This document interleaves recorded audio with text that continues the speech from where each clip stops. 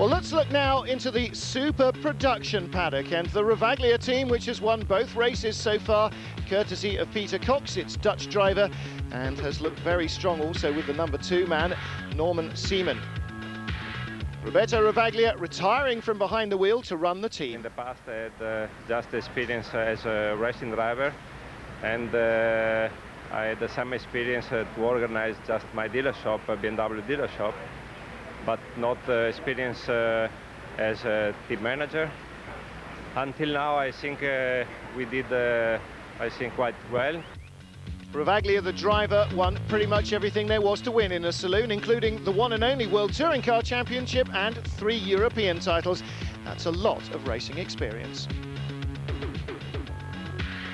It's a fantastic experience for me to have a team manager now who has been racing until quite late, let's say. So it's only a few years since he stopped racing, so he still has the good feeling with it, and that is really nice to have, to be honest, as a driver.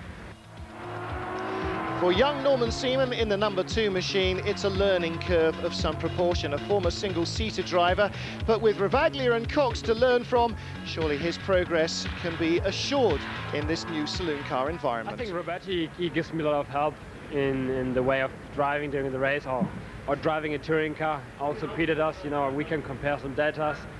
He has, I don't know, 10 years experience of touring cars, and it's my first time this weekend in a car racing touring car.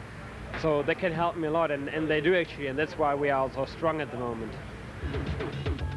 So for Peter Cox, 2 wins out of 2 weekends so far. Can he make it a hat-trick in France?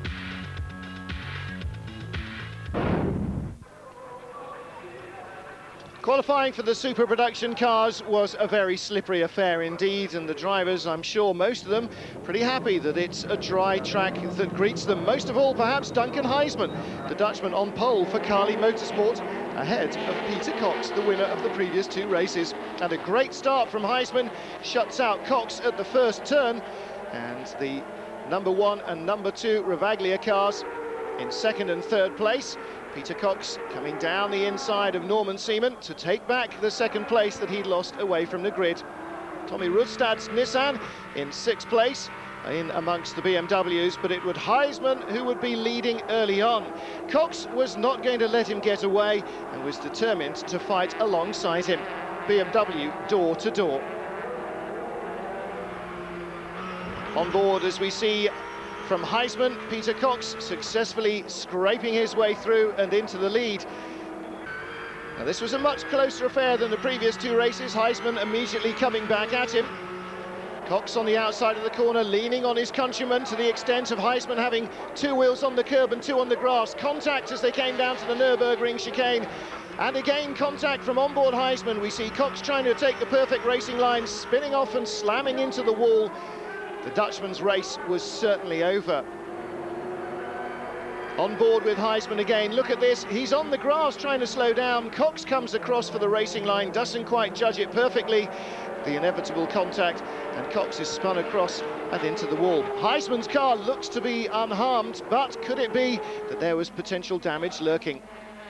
Moments later, Gianni Morbidelli facing backwards in a corner in the middle of a fierce 4-way battle further down the leaderboard, and Morbidelli dropping back a little bit. Sandro Sardelli and Tommy Rustad benefiting from that squabble. Then the 2 Edenbridge cars just behind in another 4-way battle.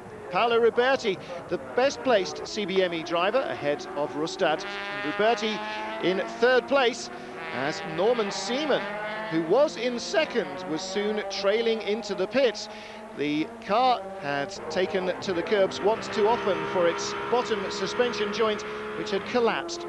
Huisman was now on his own in a manner that his fellow Dutchman Cox had experienced in the previous 2 races and romped away to win by the better part of 10 seconds.